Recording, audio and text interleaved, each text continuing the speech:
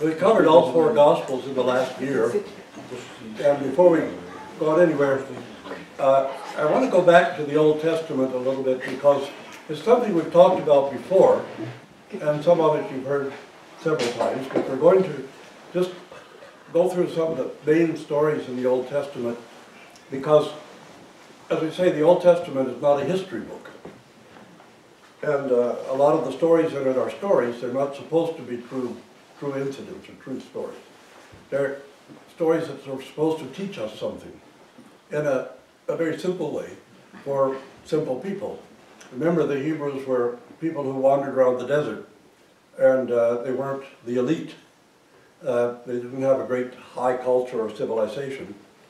And so some stories that had been just around in the Semitic culture for millennia, for thousands of years, the Hebrew writers took them and made those stories into something that would teach us something very important and very deep.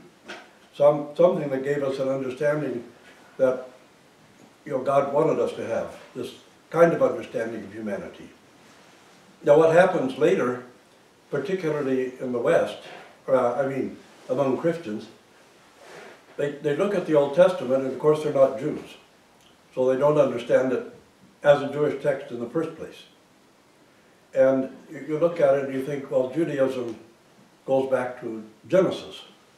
But Judaism wasn't, the Jewish religion as we know it was not founded till the 500s BC. It was only actually established in the 500s. And we even think the building of Solomon's temple, it was a foundation or a beginning, but the Judaism that we know as a religion today began only after the carrying away into Babylon, which is probably why God allowed them to be carried away into Babylon, to sort of finish what they were being led towards. But every story in the Old Testament has something to say to each one of us as individuals and to us as a community.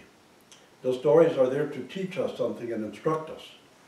And when we start to argue, as fundamentalists do, that every story is absolutely true and written by God and all that, then you completely miss the meaning of the story. It has no actual meaning anymore, because it's a story that was written with meaning in order to teach meaning. And when you think it's supposed to teach you history, you don't realize it's supposed to teach you meaning. And so you erase the meaning and start arguing about whether it's history or not. The creation narrative, for example, in Genesis, in the story of the Garden of Eden, of course they're not literally true.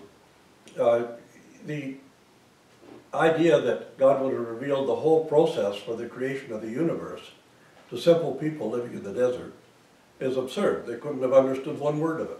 They wouldn't have had a notion what he was talking about. And if he was going to talk about deuterium and deuterium sort of phasing out and proper helium being formed by adding another. I always say that everything in the universe is sort of built up by stages, little by little. But sometimes you have to remind people that on the Mount of Sinai, God gave the 10 Commandments. He did not give the periodic table of the elements. If he wanted us to know the details of the creation of the universe, he would have started off by giving us the periodic table of the elements. So, we don't have, everything in the universe is hydrogen with a hitchhiker. But you just add another atom and you've got another, you've got helium and you've got lithium and so on and so forth. But I mean, to discuss those things here in this group, if people are reasonably educated, it would be meaningless. There would be nothing that you could really draw from it that would serve for the purpose of your life and how to conduct your life. And that's one of the great tragedies of the way people reading the Old Testament, is they don't draw anything out of it that actually has any concrete meaning for life itself. Because they're not looking for meaning, they're looking for history. And so we're going to start with it and go through the highlights of the Old Testament. And of course we'll start with the creation narrative itself. You know, there are two contradictory stories in Genesis. One of them, animals were made before man, and the second one, man was made before the animals, and then man named the animals. In one of them, God created male and female at the same time together. In another one, women are a spare rib, you know, which is an absurd story, but it has something to say anyway. I mean, we know neither one of them are true. Female existed before males did. But in any case, let's take a look at the story and what it does tell us again. And I know you've heard some of it before. But by listing God creating each one of the animals, what they did was to name everything that humans worship in place of God. And say, look, you worship these things, but God actually created them. So what you're worshiping is something created. You're not worshiping God himself. You know, you have golden calves, you have statues. In Egypt, you have the ibis and crocodile and everything, and you worship all of these things, but you don't worship the God who created them. You're just worshiping the creature. So they're naming all these animals. You can't worship these things. God created them, for heaven's sakes. We worship God. And so they put aside the worship of all of these totems and things.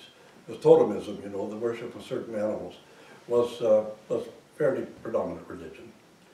And then to say that God created us really from nothing. And of course the only reason he would have created us was out of love, to give existence as a gift.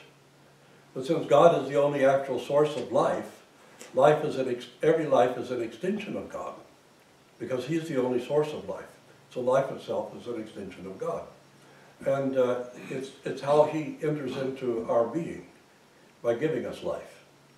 But if God would create from perfect love, and you recall as we said, perfect love has to entail freedom. There can't be any actual love without freedom. You know, you can want to possess somebody, but possessing somebody is not the same as loving someone. Possessing somebody is not the same as sharing your life with someone. It's just a kind of possession. And that's a great sin that men fell into, was thinking that they possessed women. Not that they shared life with a woman. Not that they, you know, shared a life in love with a woman, but that they possess her. And you still find that so dominant in some cultures.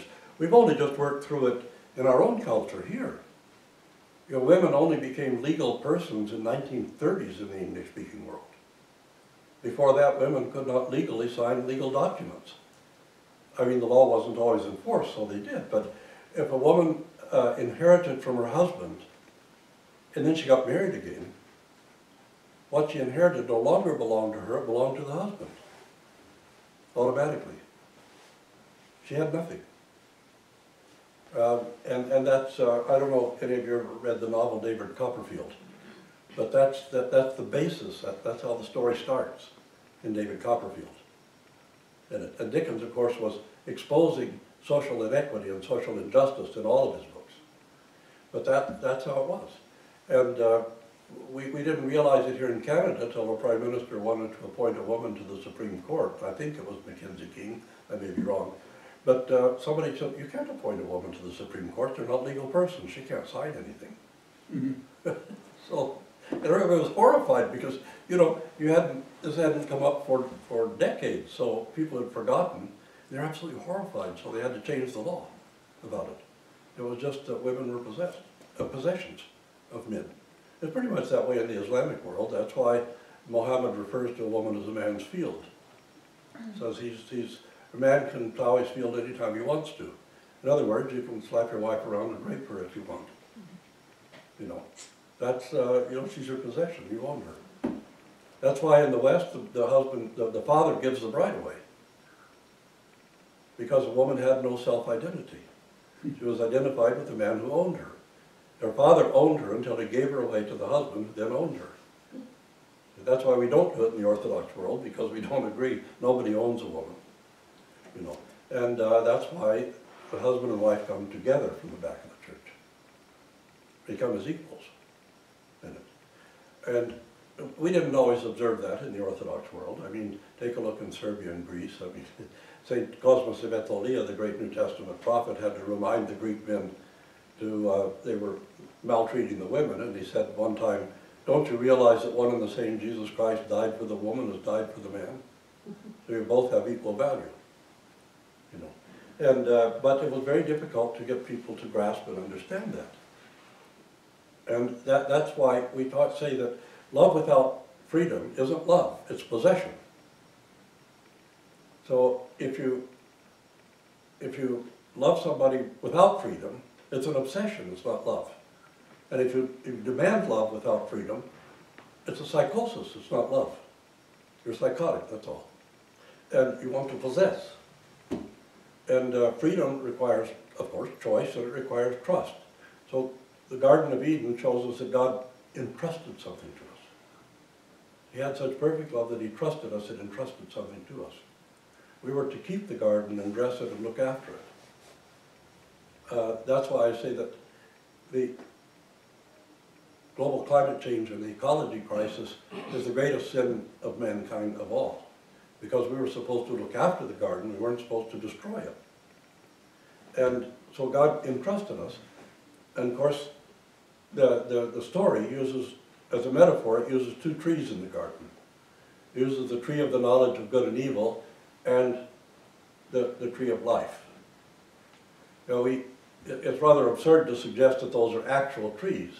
You can't eat a pomegranate and know the difference between good and evil, and you can't eat an apple and live forever. So it doesn't matter what kind of fruit you want to put on the tree. The two trees are a prophecy about the cross of Jesus Christ. Because the cross of Christ is the tree of the knowledge of good and evil, and it's also the tree of life in it. So we're already being presented with this eternal love of God that he, knowing that we're going to fall, he gives us the prophecy of the two trees in the garden, which is a prophecy about the cross of our salvation. And in the garden, mankind's in a condition of unselfish love. And then there's a temptation that comes along, say a temptation of Satan comes along, and Adam and Eve are the image and likeness of God, they're already like God. And they have immortality by grace, not by nature, but by grace. And so Satan comes along and he says, if you don't trust God, you can be like God. He told you not to eat of the tree, but that's just because he's jealous and envious. He doesn't want you to be like him. So I can tell you how to be like God, though. And Adam and Eve don't reply, hey, we're already like God, what do we need you for? We're already like God. So they fall into spiritual amnesia and they forget who they are. They really forget who they are at that moment. And they take a counterfeit for something God's already given them. You can be like God, but you're already like God. But just don't trust God.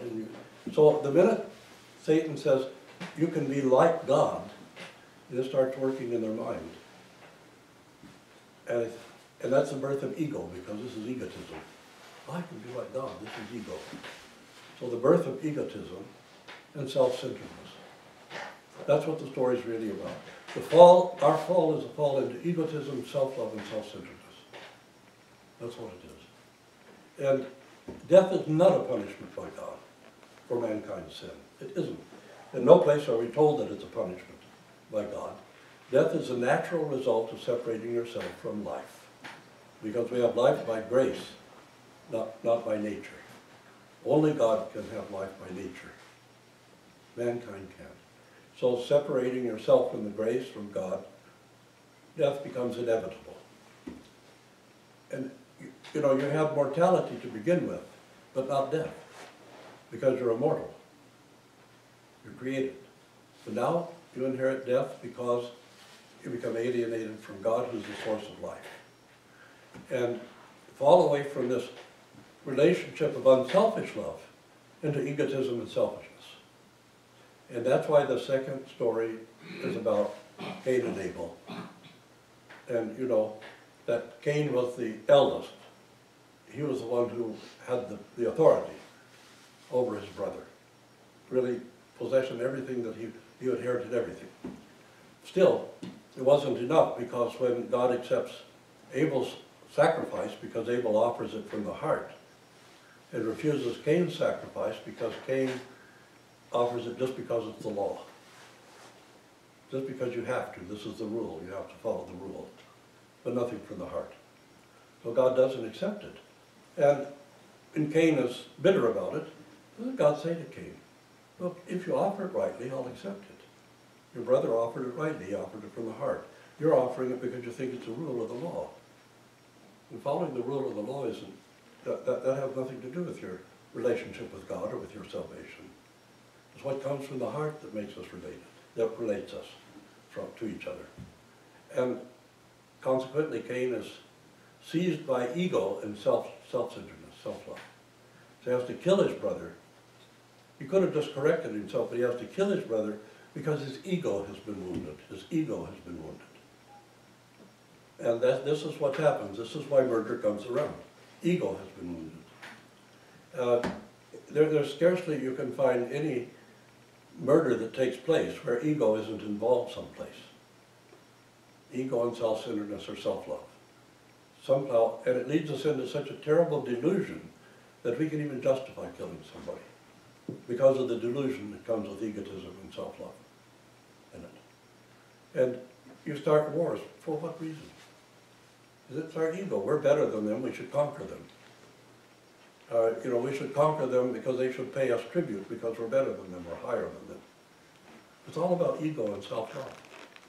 It's all about one nation wanting to be better than another, and then the people in that nation, because of egotism, agree to that. They want to be better and greater than other people. You find that, this is one reason why I think America and Russia never get along. They both have exactly the same kind of egotism. They both think they're special nations. They both think they're particular nations. And the Americans have the doctrine of exceptionalism. They used to call it manifest destiny, and they changed the name of it to American exceptionalism. But of course, Russia knows that it's exceptional. Russia has exceptionalism. God's given it the largest portion of the whole world. Canada would fit in it almost twice, and Canada is the second largest nation in the world. But it's the egotism that makes both of those two nations constantly clash with each other. And the Chinese sit there quietly knowing that they're the master race. And they thought that for all of their existence, they thought that.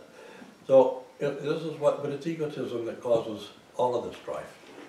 Even ISIS, they're not motivated by religion, they're motivated by ego.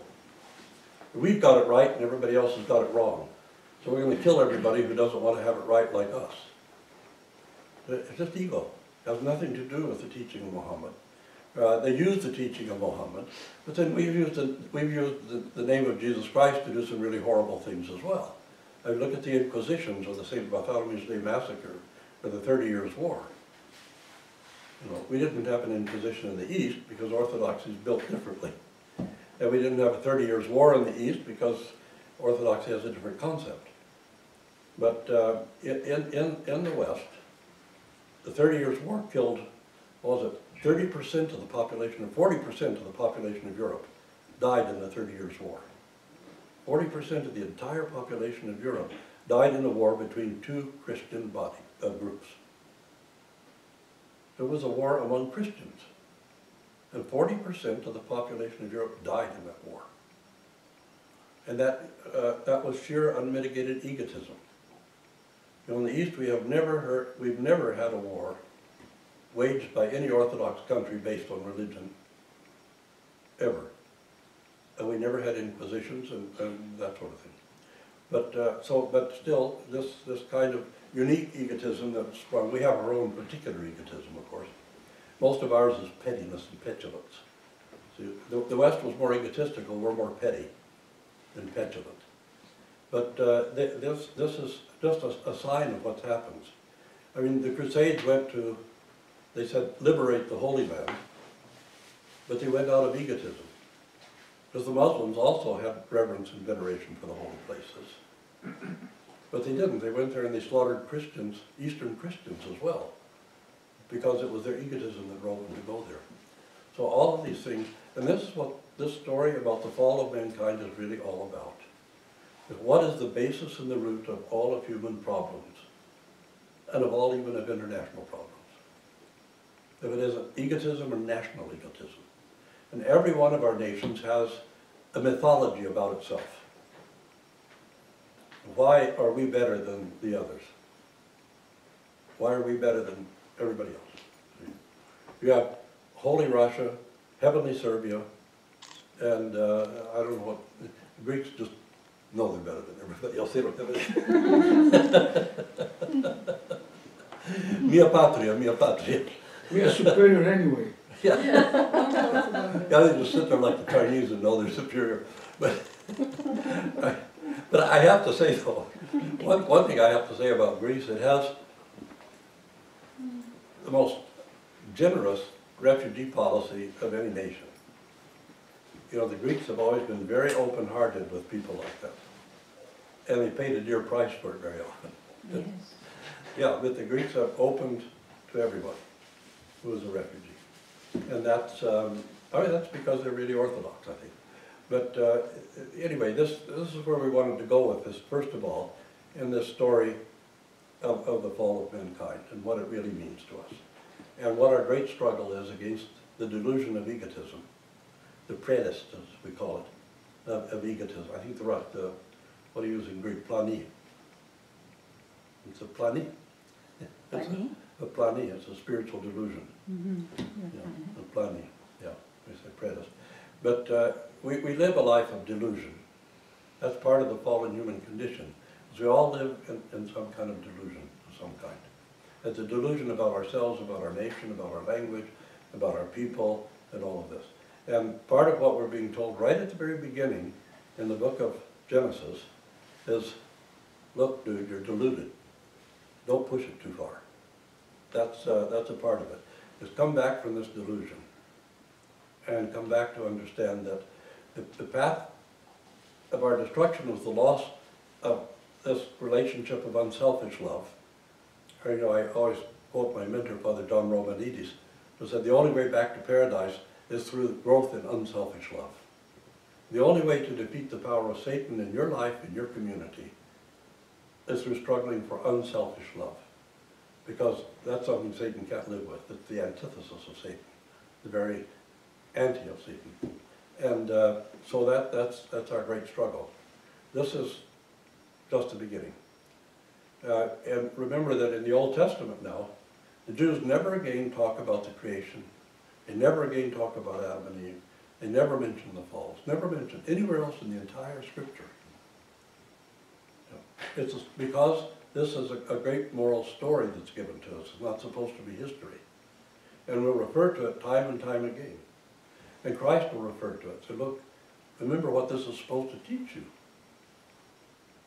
And why, you don't have any memory about what you're supposed to have been taught. So the Old Testament has all of this powerful revelation about the meaning of life and what to do with life and about life, and the weaknesses of humanity. And we don't pay any attention to it because we think it's a history book. And we don't realize that it's a sacred text that's telling us some really profound truth about ourselves. And every story in the Old Testament is about you. Every one of them. And we're just going to do the highlights of it in the Meleti for the rest of the year and go through and see how Solomon and all of his wisdom turned out to be just a greedy jerk in the end. You know, and David the king, who was a man after mine own heart, could fall into such terrible passion and sin that he has a man killed so he can have his wife. So every one of us is susceptible to these kind of fall. Every one of us, all of us. We're susceptible to great evil. Any one of us can commit great evil. Or we can become saints by grace. You know, just remember, we're human beings. Hitler was a human being. We're human beings. Hitler was a human being. So we're human beings. St. Seraphim of Sarov was a human being. And we can aim ourselves in either direction. Every single one of us is capable of very great evil. And every single one of us is capable of great love and great holiness through grace. All of us. We have both possibilities. And none of us are exempt from that. So that's part of what the story's going to tell us. Okay, I'm going to stop at that point. Does anybody have any questions? Leave it on for a minute. Okay. Lots of questions, because you have enlightened us. I'm sure I can speak for myself and for others, that what we have learned today is not what we have believed to be all this time. We were told that the Old Testament, the book was given to the Jews because they are God's people. And now, if you can explain to us the Jews in the time of the Old Testament till the year 500, as you said, BC after Christ. That's 125 years before Islam came in. Now, well, no, it's more than that. Just we're talking about 500 BC, not 80. Before Christ. Yeah, before Christ. 1,000 years before Islam. Okay, 1,000 years before Islam. That makes more sense now. Yeah. So,